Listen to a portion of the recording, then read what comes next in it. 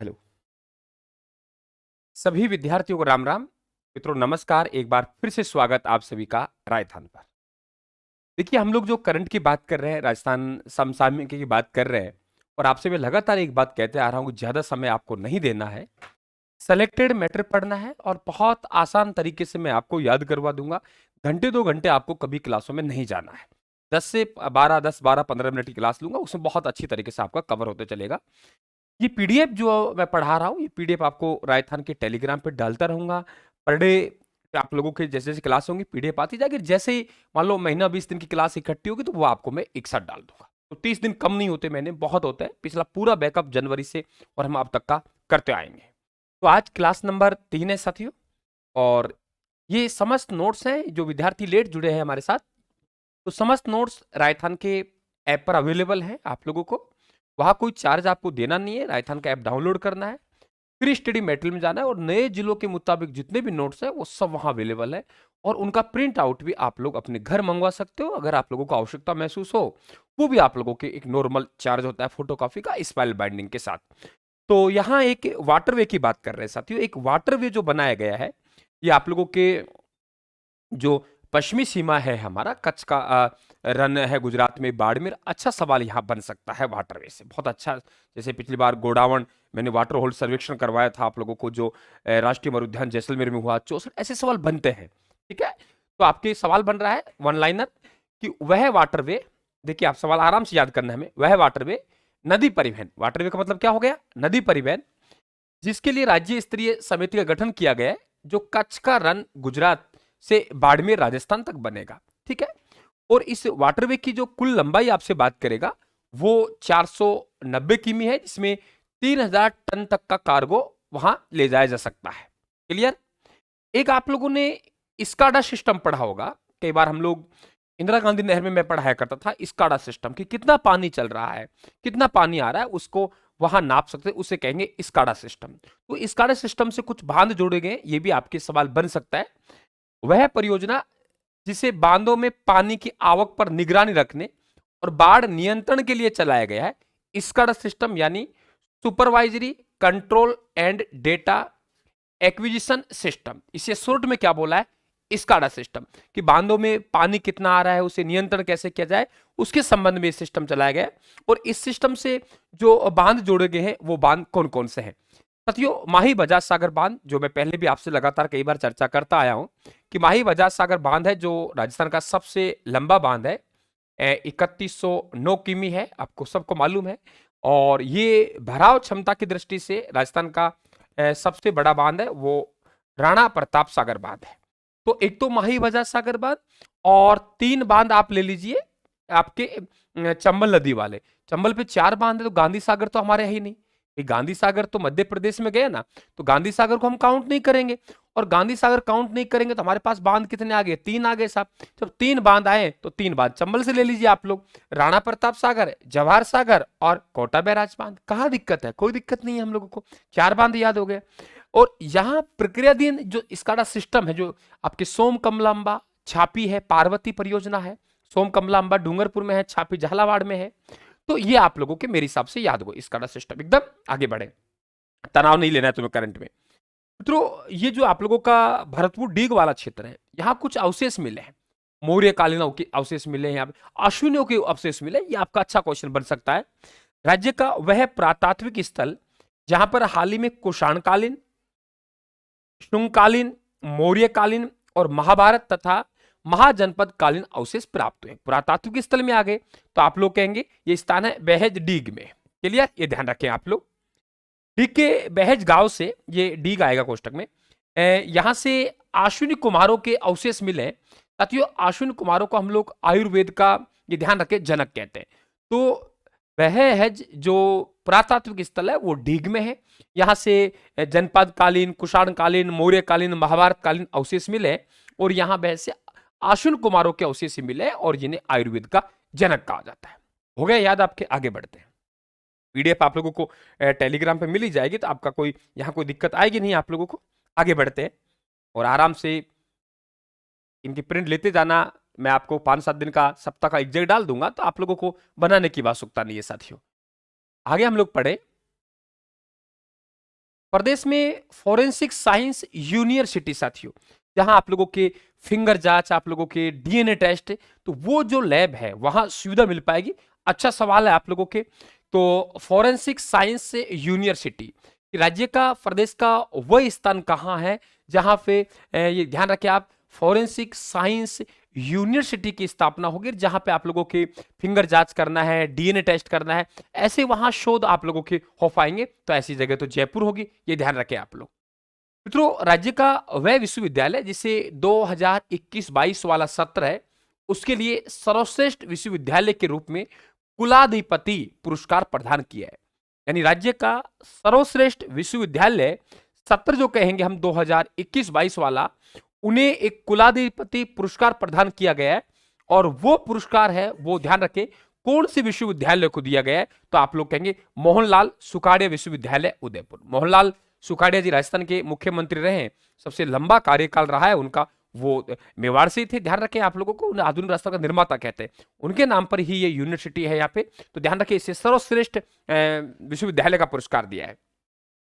राज्य का वह स्थल जहां 5-7 मई 2024 को ग्रेट इंडियन ट्रेल बाजार 2024 का आयोजन हुआ।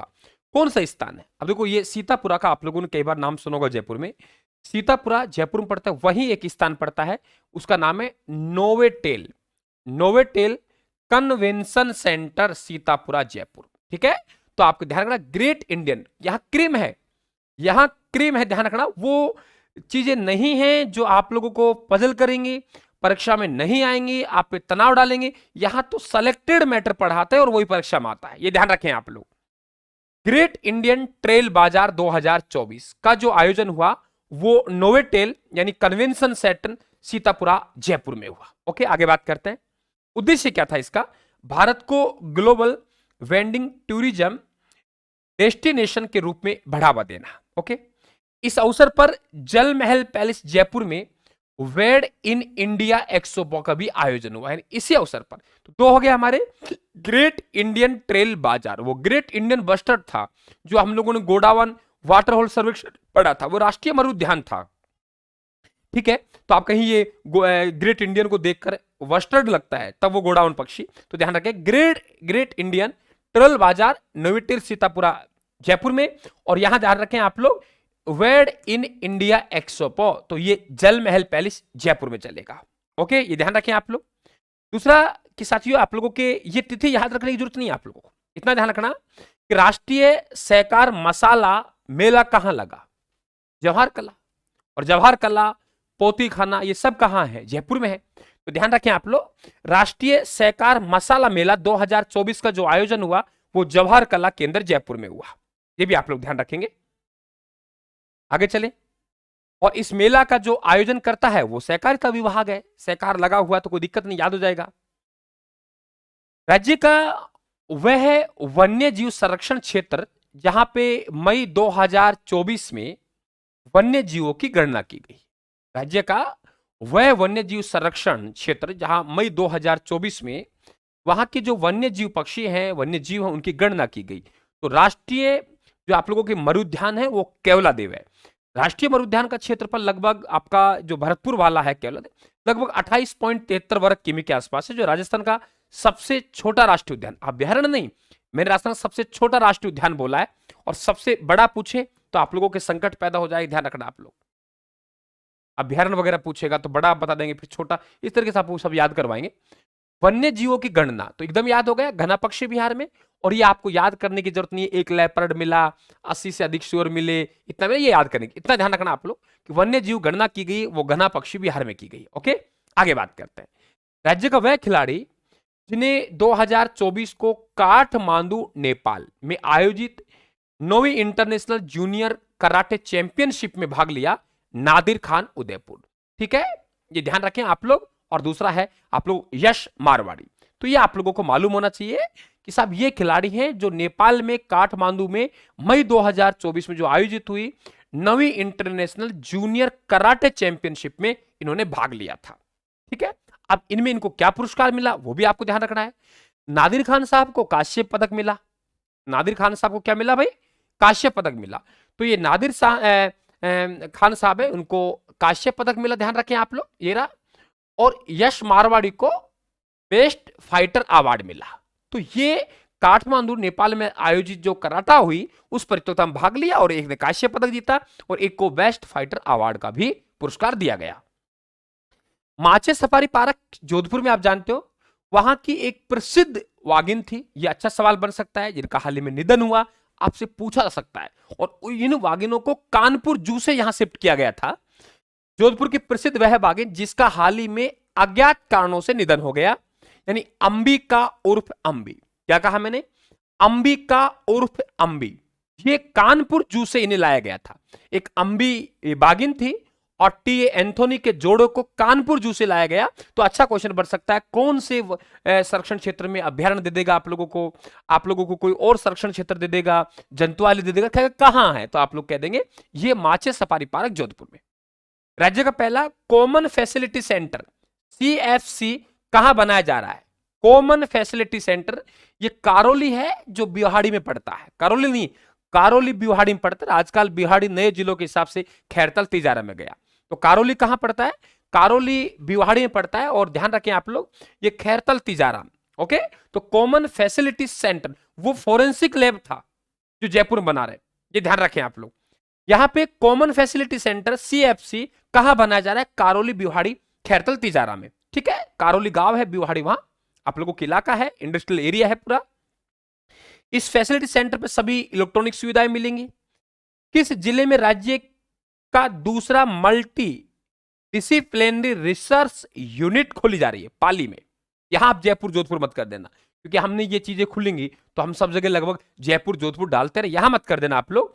तो मल्टी डिसिप्लिनरी रिसर्च आपके यूनिट है, ये पाली में खोली जा रही है। इस मेडिकल कॉलेज में डायबिटीज, डिप्रेशन, थायराइड जैसी बीमारियों पर रिसर्च किया जाएगा। वो फोरेंसिक साइंस थी जो कहां बनी आप लोगों के, वो ध्यान रखें आप लोग, वो आपके जयपुर में बनी। ठीक है, और कॉमन फैसिलिटी सेंटर है ये करौली बिहाड़ी खैरतल तिजारा में है। राज्य का 22 वर्षीय वह दिव्यांग खिलाड़ी जिसने world para athletics grand prix 2024 में कांस्य पदक जीता, बंटी झांगड़ी साहब हैं, चूरू के। ओके, किस उपलब्धि के लिए नगर निगम जयपुर ग्रेटर महापौर डॉक्टर सौम्या गुर्जर को गोल्डन बुक ऑफ अवार्ड से नवाजा गया? मित्रों, राम मंदिर है, उनकी प्रतिकृति बनाई और प्रतिकृति के लिए इनको इस सम्मान दिया गया है। ये महापौर हैं जयपुर ग्रेटर के, ध्यान रखना आप लोग, डॉक्टर सौम्या गुर्जर साहब बहुत चर्चा में रहे थे बीच में।